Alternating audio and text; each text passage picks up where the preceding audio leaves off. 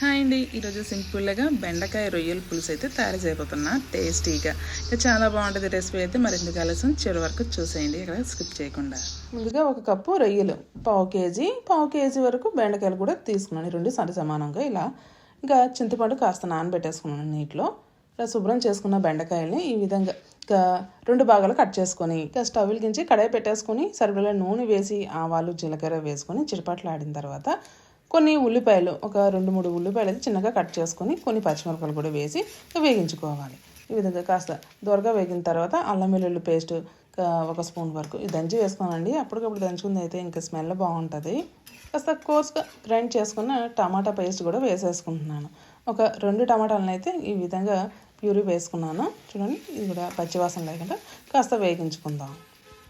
ఇక్కడ పసుపు ఉప్పు కాస్త వేసుకొని శుభ్రం చేసుకున్న పావు రొయ్యలు కూడా వేసేసుకుంటున్నాను. మొత్తం అంతా ఒకసారి బాగా కలిపేసుకుని గరిటతో నూనెలో కాస్త ఒక 3-4 నిమిషాలు ఇంక వేగించుకోవాలండి. రొయ్యల నుంచి నీరంతా బయటికి రావడం కోసం కాస్త ఒక 2-3 నిమిషాలకు మూత పెట్టేసుకుందాం. కాసేపు అయిన తర్వాత మూత తీసుకొని చూస్తే రొయ్యల నుంచి నీరంతా కూడా ఈ విధంగా కనిపిస్తుంది.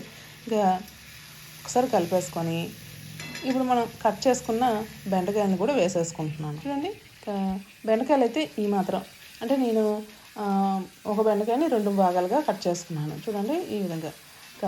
ఇక్కడ కాస్త రొయ్యలు బెండకాయలు కాస్త ఎక్కువ ఉన్నా సరే ఏం పర్వాలేదు, నేను 2 సమానంగా తీసుకున్నాను. ఒకసారి మంట హై ఫ్లేమ్లో పెట్టుకొని ఒకసారి బాగా కలిపేసుకొని మూత పెట్టేసుకుందాము, మగ్గుతుంది.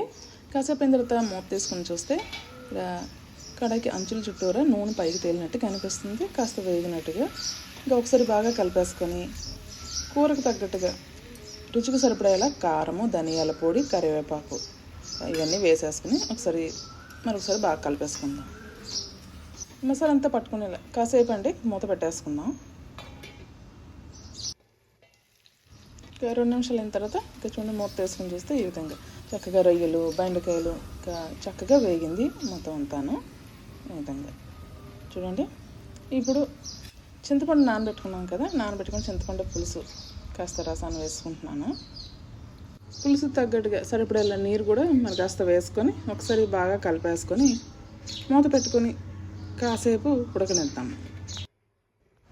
ఇంకా 2-3 నిమిషాలు అయిన తర్వాత మూత తీసుకొని చూస్తే ఇప్పుడు చూడండి చక్కగా ఉడికినట్టుగా అనిపిస్తుంది. ఇక్కడ కడాయి అంచుల చుట్టూరా ఇంకా నూనె పైకి తేలి కలర్ఫుల్గా ఇలా కనిపిస్తుంది కదా.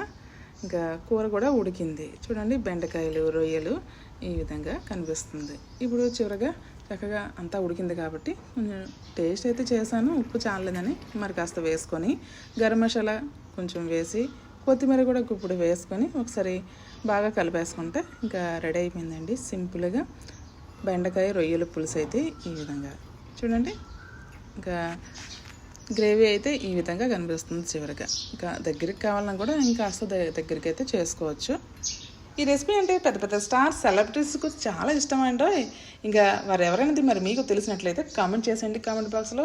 మరి అయితేను ఎక్కువగా ఈ రెసిపీ అయితే విలేజ్ సైడ్ ఎక్కువ చూస్తుంటాం. ఇంకా అలాంటిది ఇంకా మనకి కాయగూరలో కూడా వేసుకోవాలి అంటే ఇలా రొయ్య పిల్లలు ఉన్నట్లయితే ఇంకా వంకాయ పులుసు, బెండకాయ పులుసు, ఇంకా ఆకుకూర పులుసు దేనికైనా సరే ఇంకా టేస్ట్ అమోఘంగా ఉంటుంది. ఇంకా నేనైతే సింపుల్గా ఇలా తయారు చేసుకున్నానండి. చూసారు కదా. ఇంకా మీకు కావాలంటే చిన్న బెల్లం కూడా చిన్న పిసర అయితే వేసుకుంటే ఇంకా బాగుంటుంది, పుల్లపుల్లగా తీగ.